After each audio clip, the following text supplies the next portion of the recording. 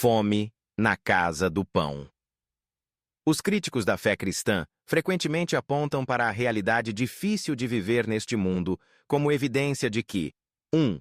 Deus não existe, ou 2. Ele não tem poder para intervir quando coisas ruins acontecem, ou 3. Ele não se importa com nosso sofrimento. Muitas das histórias da Bíblia, no entanto, apresentam evidências de que nenhuma dessas suposições está correta. Deus permite que a raça humana colha as consequências da rebelião. Mas sem violar nosso livre-arbítrio, Ele está sempre presente, trabalhando na história, guiando-nos em direção à resolução final dos problemas do pecado e do sofrimento. A história de Ruth é um exemplo dessa verdade. Quais dificuldades Noemi e Ruth enfrentaram e o que as causaram? Como isso reflete a situação que toda a raça humana enfrenta? RT 1115. Início dessa história é bastante irônico. Houve uma fome que afetou Belém, uma cidade cujo nome significa Casa do Pão. Podemos nos lembrar da abundância do Éden, onde Deus disse a Adão e Eva: de toda árvore do jardim você pode comer livremente. Gênesis 2:16. A raça humana começou sua existência com muita fartura, sob os cuidados de um Criador generoso, mas depois trocou seu papel como administradores da criação pela escravidão do pecado. Deus disse a Adão: no suor do seu rosto você comerá o seu pão, até que volte à terra. Gênesis 3:19. Assim como Noemi, perdemos a herança que Deus planejou originalmente para nós, e nossa vida se tornou fonte de sofrimento. Recebemos o Éden como um presente, mas não incondicionalmente. Os seres humanos tinham liberdade para se rebelar, mas se isso ocorresse, eles teriam que assumir a responsabilidade de buscar seu próprio bem-estar. Fomos criados para dominar o mundo, não caídos sob a bênção de Deus. Gênesis 1:28. Mas agora nos deparamos com a tarefa de dominar o mundo caído. Seres humanos egoístas, competindo por recursos escassos, levam a sofrimento e tristeza. A terra ainda produz com fartura, o que é um poderoso testemunho do amor de Deus. Porém, tragicamente, entre a ganância humana e os danos do pecado, o mundo parece nos dominar mais do que nós o dominamos. Um dia, no entanto, isso acabará. Fome na casa do pão. Os críticos da fé cristã frequentemente apontam para a realidade difícil de viver neste mundo como evidência de que 1. Deus não existe, ou 2. Ele não tem poder para intervir quando coisas ruins acontecem, ou 3. Ele não se importa com nosso sofrimento. Muitas das histórias da Bíblia, no entanto, apresentam evidências de que nenhuma dessas suposições está correta. Deus permite que a raça humana colha as consequências da rebelião. Mas sem violar nosso livre-arbítrio, Ele está sempre presente, trabalhando na história, guiando-nos em direção à resolução final dos problemas do pecado e do sofrimento. A história de Ruth é um exemplo dessa verdade. Quais dificuldades Noemi e Ruth enfrentaram e o que as causaram? Como isso reflete a situação que toda a raça humana enfrenta? RT 1:5. O início dessa história é bastante irônico. Houve uma fome que afetou Belém, uma cidade cujo nome significa Casa do Pão. Podemos nos lembrar da abundância do Éden, onde Deus disse a Adão e Eva: de toda árvore do jardim você pode comer livremente. Gênesis 2:16. A raça humana começou sua existência com muita fartura, sob os cuidados de um Criador generoso, mas depois trocou seu papel como administradores da criação pela escravidão do pecado. Deus disse a Adão: no suor do seu rosto você comerá o seu pão, até que volte à terra. Gênesis 3:19. Assim como Noemi, perdemos a herança que Deus planejou originalmente para nós, e nossa vida se tornou fonte de sofrimento. Recebemos o Éden como um presente, mas não incondicionalmente.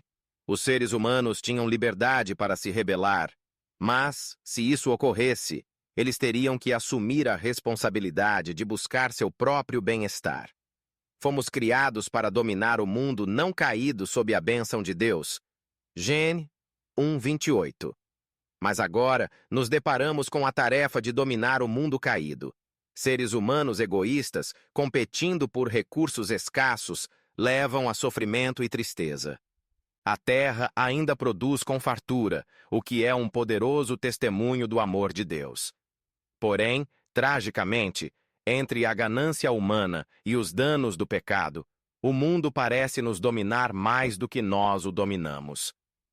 Um dia, no entanto, isso acabará. Hamã e Satanás. Na história de Esther, conhecemos Hamã, que tinha sede de posição e poder. Ele recebe grande destaque no império, acima de todos os outros oficiais. Et 3:1. Nos textos que descrevem a queda de Lúcifer, Esdras 28, Pubedidense 15, Esdras 14, 12, 15, vemos paralelos com Hamã, inimigo maligno do povo de Deus, que se recusava a reconhecer a supremacia do Senhor. A história da tentação de Cristo revela as intenções mais abrangentes de Satanás, quando ele levou Jesus a um lugar muito alto para mostrar-lhe os reinos do mundo. Mateus 4, 8, 11.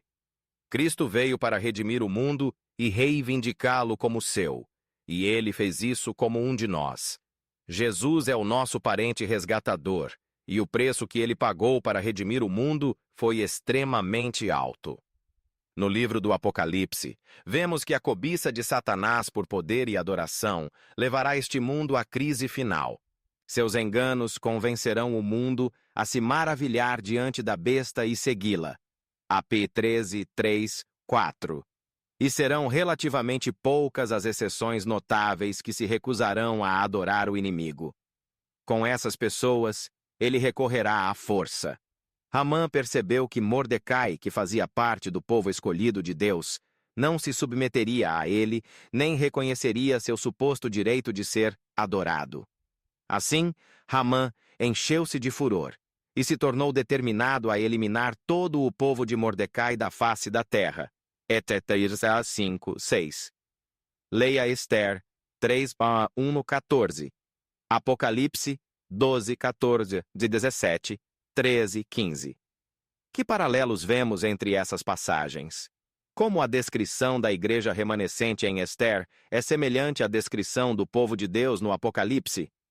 Satanás reivindica este mundo, mas a presença de pessoas que permanecem leais a Deus, que guardam seus mandamentos, desmente sua reivindicação de supremacia completa. Como o sábado se tornou o ponto especial de controvérsia no cristianismo, a recusa persistente de uma pequena minoria em ceder à exigência popular fará com que essa minoria seja alvo de ódio universal. Ellen G. White, O Grande Conflito, CPB 2021, página 511. Para um tempo como este, alguns cristãos têm a tendência de se concentrar nos aspectos mais sombrios das profecias. Tempos difíceis estão por vir, e o estudo das profecias pode girar em torno do medo, destacando dificuldades em vez da resolução prometida para o fim da história. Embora Deus não nos iluda quanto ao futuro e não esconda os eventos que ocorrerão até o fim, é importante buscar uma compreensão mais abrangente. Temos um padrão nas profecias. Deus revela a verdade sobre a desordem criada pela rebelião, e então nos mostra as consequências. Mas ele sempre destaca a esperança. Alguns olham para a crise e o tempo da angústia de Jacó, cheias de medo e apreensão. Os momentos finais não serão fáceis. No entanto, assim como a previsão de tempos difíceis é confiável, a promessa de libertação também é.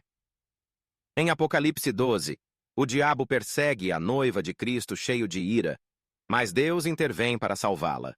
A história de Esther também apresenta uma bela rainha desempenhando um papel central no drama, e Deus a usa para salvar seu povo. Leia Esther 4, 13 e 14.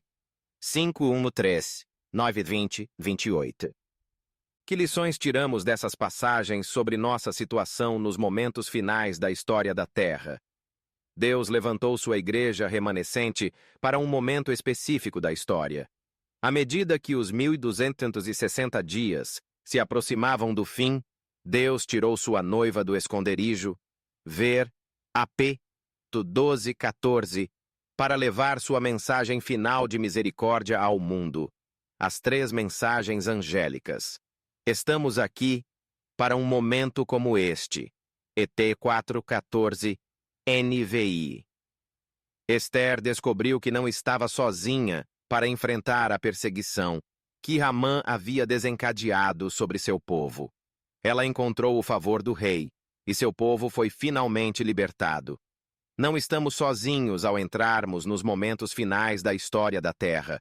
O rei está do nosso lado, e o povo de Deus também será libertado.